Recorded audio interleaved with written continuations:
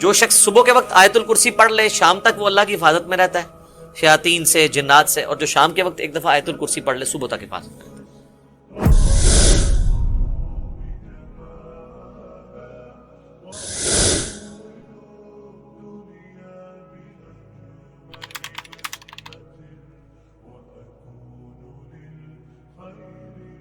اللہ لا الہ الا ہو، اللہ ہی ہے وہ کہ نہیں ہے کوئی معبود سوائے اس کے۔ الحی القیوم، وہ خود سے زندہ ہے اور باقی سب کو قائم اسی نے رکھا ہوا ہے، سب کو زندہ رکھنے والا وہ ہے، باقیوں کی زندگی اس سے مستعار ہے، اس کی زندگی حقیقی ہے اپنی۔ لا تأخذہ سنۃ ولا نوم، اور اس کی زندگی اتنی کامل ہے کہ نہ تو اسے اونگ آتی ہے اور نہ نیند۔ ہماری زندگی آپ دیکھ لیں ناقص ہے، ہم 24 گھنٹے کے اندر ایک دفعہ ضرور مر جاتے ہیں۔ موت نیند کی بہن ہے نا، اسی لیے آپ دیکھیں آپ کو جو رات کو سونے کی دعا سکھائی گئی ہے صحیح بخاری میں، اللہم بسمک اموت و احیا، اور اللہم باسمک اموت و احیا، دونوں الفاظ درست ہیں، تیرے نام سے زندہ ہوتا ہوں اور مرتا ہوں۔ اور صحیح بخاری میں جو صبح اٹھنے کی دعا ہے وہ تو ہے ہی ہے، اس میں تو ڈائریکٹ کلیئر ہو گیا۔ یہاں تو پھر بھی کوئی کہہ سکتا ہے کہ ایمبیگوٹی ہے کہ یہ اس نیند کا بھی ذکر نہیں ہے، لیکن اس میں تو واضح ذکر ہے، الحمدللہ الذی احیانی بعد ما اماتنی، یا احیانا بعد ما اماتنا، جمع کے سیغے سے ہو، والیہ النشور، تمام تعریفیں اس ذات کے لیے جس نے ہمیں مرنے کے بعد دوبارہ زندہ کر لیا۔ پھر سورہ الزمر میں بھی آتا ہے کہ اللہ تعالیٰ ہی ہے جو رات کو جب تم سوتے ہو تو تمہارے نفس کو قبض کر لیتا ہے، پھر جس کو اپنے پاس رکھنا ہوتا ہے اسے روک لیتا ہے، جس کی باقی ہوتی ہے اس کو دوبارہ واپس بھیج دیتا ہے۔ تو نیند بھی موت کی ایک فارم ہے۔ ہماری جو زندگی ہے وہ بھی ناقص ہے، ہم ڈیپینڈنٹ ہیں اللہ کے اوپر اس اعتبار سے کہ جب چاہے وہ سانس روک لے، اور اس اعتبار سے بھی کہ 24 گھنٹے میں ہمیں ایک دفعہ سونا ہی پڑتا ہے، ادروائز آپ اگلے 24 گھنٹے، دنیا کا ذہین ترین آدمی، دنیا کا طاقتور ترین آدمی کتنے گھنٹے جاگ سکتا ہے؟ یہ بزرگ جو جاگتے رہے ہیں نا ایک سال یا دو سال، کہانیاں نے کوئی نہیں جاگتے، جس کو ہے نا اس کو لے کے جاگ کے بتائے کوئی، اور کہتے ہیں جناب 3 سال تک کھایا پیا نہیں ہے۔ اس کے ساتھ اس کہانی کو کمپلیٹ کیا کریں، ساتھ یہ بھی کہا کریں کہ نہ کھادا پیتا نہ پیشاب کیتا، کیونکہ اگر کھایا پیا نہیں ہے تو پیشاب تو کھانے پینے کے ساتھ ہے نا، آپ کھانا پینا چھوڑ دیں پیشاب ختم ہو جائے گا۔ یہ ساتھ کیوں نہیں کہتے ہیں کہ 3 سال تک پیشاب بھی نہیں کیا، اور پھر اس طرح کا بندہ لے کے آنا، اس کا جو ہم کریں گے نا وہ ہماری ویڈیوز میں ریکارڈ ہے، آج چھوڑ دیں۔ لہو ما فی السماوات و ما فی الارض، اچھا دوسرا ہے نیند نہیں آئے گی اور اسے اونگ بھی نہیں آتی، یعنی اتنی کامل زندگی ہے کہ ایک لمحے کے لیے بھی جھٹکا نہیں آتا۔ لہو ما فی السماوات و ما فی الارض، اسی کے لیے ہے آسمانوں اور زمین کی بادشاہی۔ اچھا آسمان ہمیشہ جمع کے سیغے کے ساتھ آتے ہیں، زمین سنگولر کے سیغے کے ساتھ، سوائے ایک پارہ نمبر 28 کے اندر کہ اللہ نے 7 آسمان پیدا کیا اور اس کے مثل زمینیں بھی، چونکہ یہ اللہ تعالیٰ کی طرف سے ایک میریکل پلانٹ ہے روئے ارض، زندگی ابھی تک یہیں پہ دریافت ہوئی ہے جس زندگی کو ہم جانتے ہیں، اس لیے اللہ تعالیٰ اسپیشلی اس کا ذکر کرتا ہے۔ تو قرآن میں جب بھی آئے نا کہ آسمانوں اور زمین کی بادشاہت سے مراد پوری کائنات، من ذا الذی یشفع عندہ الا باذنہ، کس کی جرت ہے کہ اللہ کے حضور کسی کی شفاعت اور سفارش کر سکے سوائے اس کے اذن؟ ظاہر ہے کسی کی جرت نہیں ہے۔ دنیا میں سفارش یہ ہوتی ہے کہ کسی شریف آدمی کو پکڑ کے پولیس لے گئی ہے تو ایک وہاں کا بڑا آدمی جا کے سفارش کرتا ہے کہ جی آپ کو غلط فہمی ہوئی ہے، میں اسے شروع سے جانتا ہوں، بڑا شریف آدمی ہے۔ اب اللہ کو اس طرح کی سفارش تو کوئی نہیں کر سکتا کہ یا اللہ آپ کو غلط فہمی ہوئی ہے، بندہ غلط پکڑ لیا، ایسے تو ہو ہی نہیں سکتا۔ اسی لیے اللہ نے کہا کہ اس کی جرت ہے کہ مجھے کہے، مجھے سفارش کرے کسی کی، کہے میرے کہنے سے نہیں۔ تو اب آپ دیکھ لیں بابوں کے بارے میں وہ دھونس کے عقیدے جو رکھے ہوئے ہیں، اسی تو آپ کو قرآن نہیں پڑھنے دیتے، جس نے یہ آیت پڑھنی ہے اس نے کہنا ہے کہ بابا کتوں آ گیا، اتنے کوئی کنگڑ نہیں دینا اللہ نے سوائے جس کو اذن دیا ہے محمد رسول اللہ صلی اللہ علیہ وآلہ وسلم۔ اور وہ بھی ایک پوری دردناک حدیث ہے بخاری مسلم میں، حدیث شفاعت، وہ یوٹیوب پہ میرا کلپ دیکھ لیں، شفاعت رسول صلی اللہ علیہ وآلہ وسلم کا عقیدہ۔ یعلم ما بین ایدیہم وما خلفہم، وہ جانتا ہے جو ان سے پہلے ہو چکا جو ان کے بعد ہونے والا، یعنی اللہ تعالیٰ ہمارا جس کی سفارش تم میرے پاس لے کے آؤ گے نا، مجھے پتا ہے اس نے پہلے کیا کیا اور آندہ کیا کرنا ہے، مجھے بتا رہے ہو۔ اور ایک معنی یہ بھی ہے کہ جو سفارشی بھی ہے نا، اللہ تعالیٰ ان کو بھی جانتا ہے کہ ان کا علم پہلے کا کیا تھا اور بعد کا علم کیا ہے۔ اللہ تعالیٰ نے ہر ایک کو اپنے علم سے گھیرا ہوا.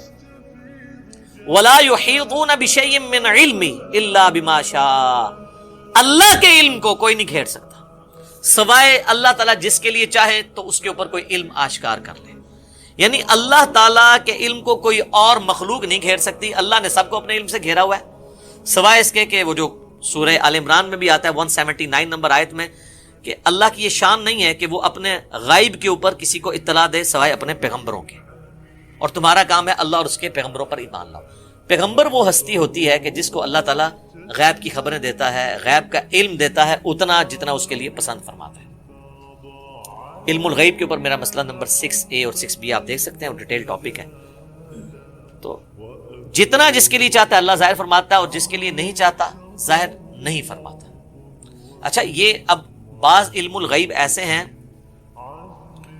جو اللہ تعالیٰ نے انبیاء کرام کو دیے اور بعض یہ ہیں جو ہمارے اعتبار سے وہ آپ سمجھ لیں ان سین علم ہے, لیکن چونکہ وہ فزیکل ورلڈ کے ساتھ تعلق رکھتے ہیں اس لیے ہم اس کو علم الغیب کا لفظ تو نہیں بول سکتے, لیکن چھپے علوم ہیں. جیسے سائنٹیفک جو بڑے بڑے راز ہیں اس کائنات کے وہ لوگوں نے دریافت کیے. میگنیٹک فیلڈ کا دریافت کرنا, کمپاس بنا لینا. فیراڈے نے 8 سے 200-300 سال پہلے ہی ہوا نا بجلی والا معاملہ. دنیا میں بجلی آئے ہوئے میکسیمم 150 سال گزرے, اس سے پہلے بجلی نہیں تھی. تو ایک انسان پہ اللہ نے راز کھولا ہے نا کہ اگر کسی کنڈکٹر کو میگنیٹک فیلڈ کے اندر موو کیا جائے تو اس میں وولٹیج پیدا ہو جاتی ہے, EMF انڈیوس ہو جاتی ہے. یہ فیراڈے کو اللہ نے راز سمجھا دیا, نیوٹن کو کئی ایک چیزیں باتیں سمجھا دی, آئنسٹائن کو سمجھا دی. تیل زمین سے نکل آیا, گھڑی بنا لی, اتنی ساری چیزیں ہیں, جہاز بنا لیے, جیٹ انجن بنا لیے. تو یہ اس کائنات کے راز اللہ تعالیٰ لوگوں پہ کھولتا ہے. وسع کرسیہ السماوات والارض, اسی کی کرسی نے آسمانوں اور زمین کو گھیرا ہوا ہے. ولا یؤودہ حفظہما, اور اللہ تعالیٰ کو زمین و آسمان کی حفاظت کرنا کوئی مشکل نہیں ہے, تھکا نہیں دیتی یہ چیز. وہو العلی العظیم, اور وہ بہت بلند ہے اور عظمت والا ہے.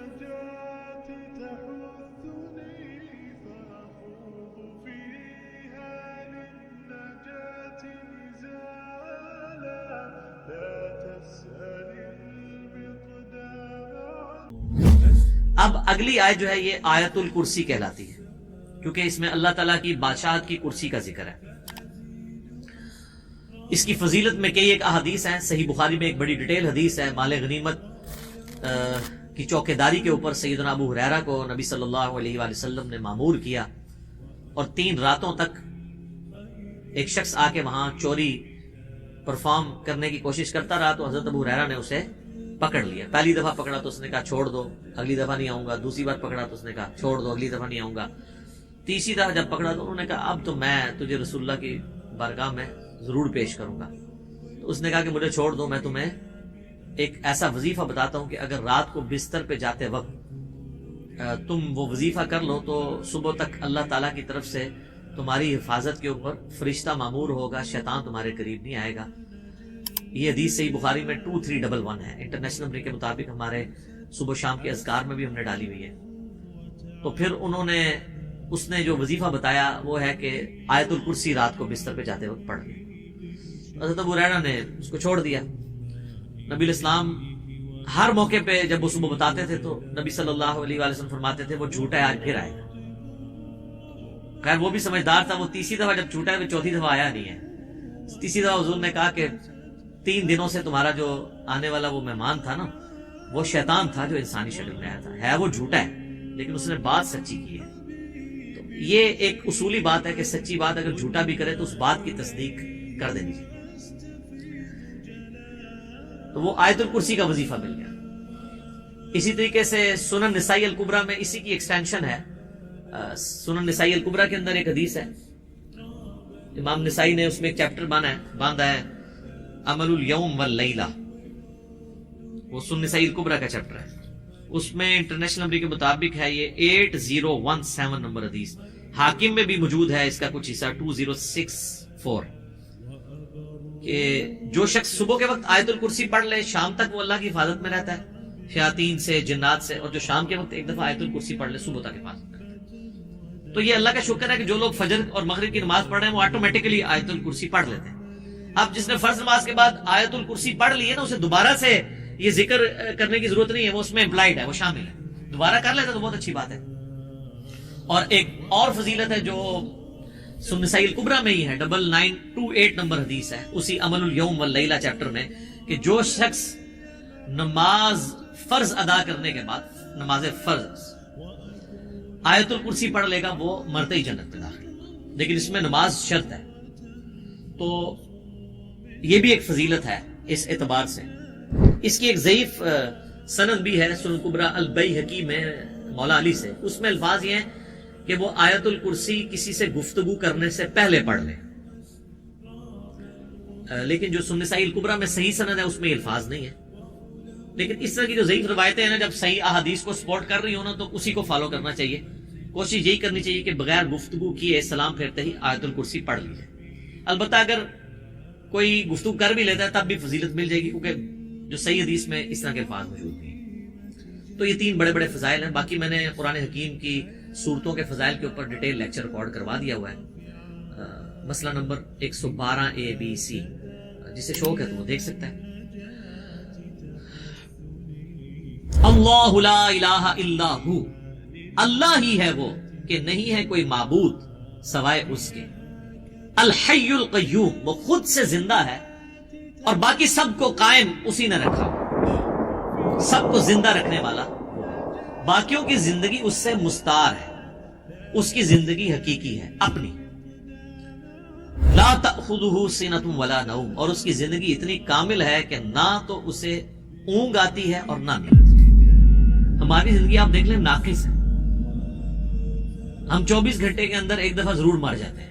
موت نیند کی بہن ہے نا، اسی لیے آپ دیکھیں آپ کو جو رات کو سونے کی دعا سکھائی گئی ہے صحیح بخاری میں، اللہم بسمک اموت و احیا، اور اللہم باسمک اموت و احیا، دونوں الفاظ درست ہیں۔ تیرے نام سے زندہ ہوتا ہوں اور مرتا ہوں۔ اور صحیح بخاری میں جو صبح اٹھنے کی دعا ہے وہ تو ہے ہی ہے، اس میں تو ڈائریکٹ کلیئر ہو گیا۔ یہاں تو پھر بھی کوئی کہہ سکتا ہے کہ ایمبیگوٹی ہے کہ یہ اس نیند کا بھی ذکر نہیں ہے، لیکن اس میں تو واضح ذکر ہے، الحمدللہ الذی احیانی بعد ما اماتنی، یا احیانا بعد ما اماتنا، جمع کے سیغے سے ہو، وَإِلَيْهِ النُّشُورُ، تمام تعریفیں اس ذات کے لیے جس نے ہمیں مرنے کے بعد دوبارہ زندہ کر لیا۔ پھر سورہ الزمر میں بھی آتا ہے کہ اللہ تعالیٰ ہی ہے جو رات کو جب تم سوتے ہو تو تمہارے نفس کو قبض کر لیتا ہے، پھر جس کو اپنے پاس رکھنا ہوتا ہے اسے روک لیتا ہے، جس کی باقی ہوتی ہے اس کو دوبارہ واپس بھیج دیتا ہے۔ تو نیند بھی موت کی ایک فارم ہے۔ ہماری جو زندگی ہے وہ بھی ناقص ہے، ہم ڈیپینڈنٹ ہیں اللہ کے اوپر، اس اعتبار سے کہ جب چاہے وہ سانس روک لے، اور اس اعتبار سے بھی کہ 24 گھنٹے میں ہمیں ایک دفعہ سونا ہی پڑتا ہے، ادروائز آپ اگلے 24 گھنٹے، دنیا کا ذہین ترین آدمی، دنیا کا طاقتور ترین آدمی کتنے گھنٹے جاگ سکتا ہے؟ یہ بزرگ جو جاگتے رہے نا 1-1 سال یا 2-2 سال، کہانیاں نے، کوئی نہیں اٹھ جاگتے، جس کو ہے نا اس کو لے کے جاگ کے بتائے کوئی، اور کہتے ہیں جناب 3 سال تک کھایا پیا نہیں ہے۔ اس کے ساتھ اس کہانی کو کمپلیٹ کیا کریں، ساتھ یہ بھی کہا کریں کہ نہ کھادا پیتا نہ پیشاب کیتا، کیونکہ اگر کھایا پیا نہیں ہے تو پیشاب تو کھانے پینے کے ساتھ ہے نا، آپ کھانا پینا چھوڑ دیں پیشاب ختم ہو جائے گا۔ یہ ساتھ کیوں نہیں کہتے ہیں کہ 3 سال تک پیشاب بھی نہیں کیا، اور پھر اس طرح کا بندہ لے کے آنا، اس کا جو ہم کریں گے نا وہ ہماری ویڈیوز میں ریکارڈ ہے، آج چھوڑ دیں۔ لہو ما فی السماوات و ما فی الارض، اچھا دوسرا ہے نیند نہیں آئے گی اور اس سے اونگ بھی نہیں آتی، یعنی اتنی کامل زندگی ہے کہ ایک لمحے کے لیے بھی جھٹکا نہیں آتا۔ لہو ما فی السماوات و ما فی الارض، اسی کے لیے ہے آسمانوں اور زمین کی بادشاہی۔ اچھا آسمان ہمیشہ جمع کے سیغے کے ساتھ آتے ہیں، زمین سنگولر کے سیغے کے ساتھ، سوائے ایک پارہ نمبر 28 کے اندر کہ اللہ نے 7 آسمان پیدا کیا اور اس کے مثل زمینیں بھی، کیونکہ یہ اللہ تعالیٰ کی طرف سے ایک میریکل پلانٹ ہے روئے ارض۔ زندگی ابھی تک یہیں پہ دریافت ہوئی ہے جس زندگی کو ہم جانتے ہیں، اس لیے اللہ تعالیٰ اسپیشلی اس کا ذکر کرتا ہے۔ تو قرآن میں جب بھی ہے نا کہ آسمانوں اور زمین کی بادشاہ تو اس مراد پوری کائنات، من ذا الذی یشفع عندہ الا باذنہ، کس کی جرأت ہے کہ اللہ کے حضور کسی کی شفاعت اور سفارش کر سکے سوائے اس کے اذن؟ ظاہر کسی کی جرأت نہیں ہے۔ دنیا میں سفارش یہ ہوتی ہے کہ کسی شریف آدمی کو پکڑ کے پولیس لے گئی ہے تو ایک وہاں کا بڑا آدمی جا کے سفارش کرتا ہے کہ جی آپ کو غلط فہمی ہوئی ہے، میں اسے شروع سے جانتا ہوں، بڑا شریف آدمی ہے. اب اللہ کو اس طرح کی سفارش تو کوئی نہیں کر سکتا کہ اللہ آپ کو غلط فہمی ہوئی ہے، بندہ غلط پکڑ لیا، ایسے تو ہو نہیں سکتا. اسی لیے اللہ نے کہا کہ اس کی جرأت ہے کہ مجھے کہے، مجھے سفارش کرے کسی کی، میرے کہنے سے نہیں. تو اب آپ دیکھ لیں بابوں کے بارے میں وہ دھونس کے عقیدے جو رکھے ہوئے ہیں، اسی تو آپ کو قرآن نہیں پڑھنے دیتے. جس نے یہ آیت پڑھنی ہے اس نے کہنا کہ بابا کتوں آ گیا، کہتے تھے کوئی کنگڑ نہیں دینا اللہ نے سوائے جس کو اذن دیا ہے محمد رسول اللہ صلی اللہ علیہ وآلہ وسلم. اور وہ بھی ایک پوری دردناک حدیث ہے بخاری مسلم میں، حدیث شفاعت. وہ یوٹیوب پہ میرا کلپ دیکھ لیں، شفاعت رسول صلی اللہ علیہ وآلہ وسلم کا عقیدہ. یعلم ما بین ایدیہم وما خلفہم، وہ جانتا ہے جو ان سے پہلے ہو چکا جو ان کے بعد. یعنی اللہ تعالیٰ ہمارا جس کی سفارش تم میرے پاس لے کے آؤ گے نا، مجھے پتا ہے اس نے پہلے کیا کیا اور آندہ کیا کرنا ہے، مجھے بتا رہے ہو. اور ایک معنی یہ بھی ہے کہ جو سفارشی بھی ہے نا، اللہ تعالیٰ ان کو بھی جانتا ہے کہ ان کا علم پہلے کا کیا تھا اور بعد کا علم کیا ہے. اللہ تعالیٰ نے ہر ایک کو اپنے علم سے گھیرا ہوا. وَلَا يُحِيطُونَ بِشَيْءٍ مِّنْ عِلْمِهِ إِلَّا بِمَا شَاءَ، اللہ کے علم کو کوئی نہیں گھیر سکتا سوائے اللہ تعالیٰ جس کے لیے چاہے تو اس کے اوپر کوئی علم آشکار کر لے. یعنی اللہ تعالیٰ کے علم کو کوئی اور مخلوق نہیں گھیر سکتی. اللہ نے سب کو اپنے علم سے گھیرا ہوا ہے، سوائے اس کے کہ وہ جو سورہ آل عمران میں بھی آتا ہے 179 نمبر آیت میں کہ اللہ کی یہ شان نہیں ہے کہ وہ اپنے غائب کے اوپر کسی کو اطلاع دے سوائے اپنے پیغمبروں کے. اور تمہارا کام ہے اللہ اور اس کے پیغمبروں پر ایمان لاؤ. پیغمبر وہ ہستی ہوتی ہے کہ جس کو اللہ تعالیٰ غیب کی خبریں دیتا ہے، غیب کا علم دیتا ہے اتنا جتنا اس کے لیے پسند فرماتا ہے.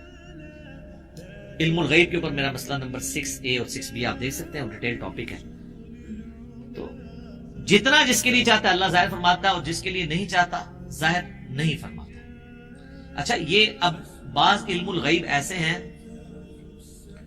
جو اللہ تعالیٰ نے انبیاء کرام کو دیے ہیں، اور بعض یہ ہیں جو ہمارے اعتبار سے وہ آپ سمجھ لیں ان سین علم ہے، لیکن چونکہ وہ فزیکل ورلڈ کے ساتھ تعلق رکھتے ہیں اس لیے ہم اس کو علم الغیب کا لفظ تو نہیں بول سکتے، لیکن چھپے علوم ہیں. جیسے سائنٹیفک جو بڑے بڑے راز ہیں اس کائنات کے وہ لوگوں نے دریافت کیے. میگنیٹک فیلڈ کا دریافت کرنا، کمپاس بنا لینا. فیراڈے نے 8 سے 200-300 سال پہلے ہی ہوا نا بجلی والا معاملہ. دنیا میں بجلی آئے ہوئے میکسیمم 150 سال گزرے، اس سے پہلے بجلی نہیں تھی. تو ایک انسان پہ اللہ نے راز کھولا ہے نا کہ اگر کسی کنڈکٹر کو میگنیٹک فیلڈ کے اندر موو کیا جائے تو اس میں وولٹیج پیدا ہو جاتی ہے، EMF انڈیوس ہو جاتی ہے. یہ فیراڈے کو اللہ نے راز سمجھا دیا، نیوٹن کو کئی ایک چیزیں باتیں سمجھا دی، آئنسٹائن کو سمجھا دی. تیل زمین سے نکل آیا، گھڑی بنا لی، اتنی ساری چیزیں، جہاز بنا لیے، جیٹ انجن بنا لیے.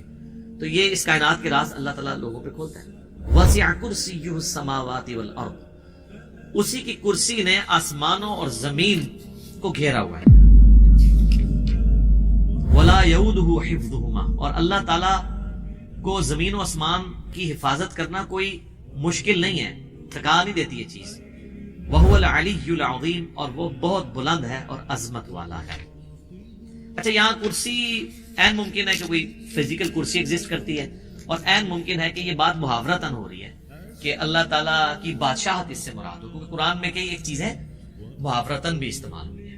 اس کے اوپر یہ جو اہل حدیث کی طرف سے جہمی ہونے کا فتویٰ فوراً لگا دیتے ہیں، یہ غلط ہے. بعض جگہ وہ خود بھی تعویلات کر رہے ہوتے ہیں. جیسے سورہ قصص کے اینڈ پہ آتا ہے کہ ہر چیز کو فنا ہے سوائے اللہ کے چہرے کے. تو سارے اہل حدیثوں نے ترجمہ کیا ہے یہاں چہرے سے مراد اللہ کی ذات ہے، تو تعویل تو وہ بھی کر رہے ہیں. یا قیامت والے دن اللہ کے سائے کے سوا کوئی اور سایہ نہیں ہوگا، 7 لوگ اس سائے کے نیچے ہوں گے، بخاری مسلم میں آتا ہے. تو وہاں اہل حدیث بھی کہتے ہیں یہاں مراد عرش کا سایہ، اللہ کا سایہ مراد نہیں. تو اس طریقے سے اگر کوئی تعویل کرتا ہے اس طرح کے معاملات میں جہاں پہ ممکن ہو، جہاں پہ ممکن نہ ہو وہاں پہ نہیں کرنی چاہیے. مولانا مودودی تو دونوں طرف گئے ہیں کہ این ممکن ہے کرسی ہو اور این ممکن ہے کہ اس سے مراد ایک محاورتاً بات ہو کہ اللہ کی بادشاہی نے گھیر رکھا ہے ہر چیز کو. اور اس کی یعنی صرف اللہ تعالیٰ نے یہ بنا کے مخلوق چھوڑنی تھی، بلکہ اس کی حفاظت بھی اپنے ذمہ لی ہوئی ہے. اور وہ ایسی حفاظت نہیں ہے کہ کوئی اللہ تعالیٰ کو مصروف ہو گیا کہ اتنی مخلوقات پیدا کر کے اب کیا کرے گا، وہ ایسا نہیں ہے. بلکہ وہ اللہ تعالیٰ نے پہ کوئی گرا نہیں ہے اس کی.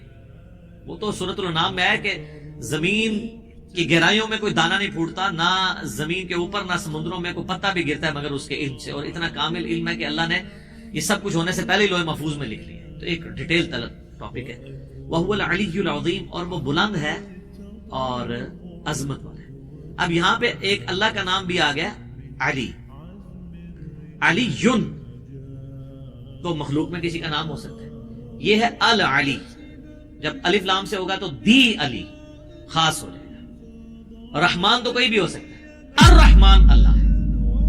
رؤوف کوئی بھی ہو سکتا ہے، نبی اسلام کے لیے ہے بالمؤمنین رؤوف الرحیم. لیکن الرؤوف اور الرحیم اللہ ہے.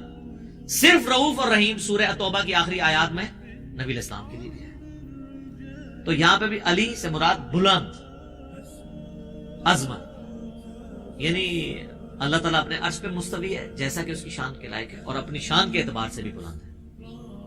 تو اب یہ آیت الکرسی پہ تو گھنٹوں بولا جا سکتا تھا. میں نے اتنا حصہ کور کیا جتنا ایک عام بندے کی ضرورت ہے، کیونکہ آپ سمجھیں کہ قرآن حکیم میں جتنی بھی آیات اللہ تعالیٰ کی اسماء و صفات کے اعتبار سے یا اس کی قدرتوں اور شانوں کے اعتبار سے آئیں گی، آلموسٹ ان کی جڑ جو ہے وہ آیت الکرسی کے اندر موجود ہے. تو یہ اس پہ تو گھنٹوں بولا جا سکتا ہے، لیکن جتنی میں نے اجمالاً اس کی تفسیر بیان کر دی ہے اس تفسیر کلاس کے اندر اتنی کافی ہے. باقی تو جیسے جیسے اللہ تعالیٰ کی شانوں کا ذکر بیچ میں آتا چلا جائے گا وہ انشاءاللہ تعالیٰ ہم اس کو کور کرتے جائیں گے.